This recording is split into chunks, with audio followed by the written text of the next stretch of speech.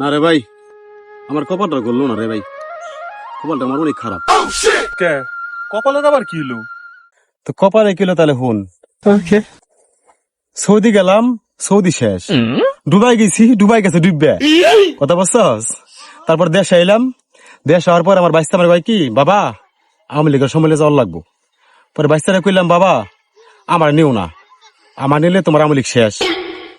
আমি আওয়ামী লীগের সম্মেলনে গেছি, 15 দিন পরে সেখানে পলাইছে, বুঝছস।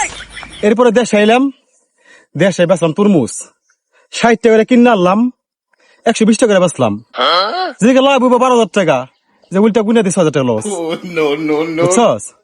লাস্ট ফিনিশিং আবার ইমন এক দলের মধ্যে আমার নাম লেখা নিয়ে গেছে, বারে বারে না করলাম, লিখো না তোমার দল পতন হয়ে যাবো গা, লেখা নিয়ে গেছে। যদি এই দল পতন হয় আমরা কোনো দোষ নাই। হাসাই, তোর কপাল এতই খারাপ? দেখ দেখ দেখ দেখ দেখ আমার কপালটা কত খারাপ, তোর মাথা থেকে আমার মাথা পায়খানা করলো গাইতে, পায়খানা করে দেখ মাথা মাথা সব বলে লাইছে।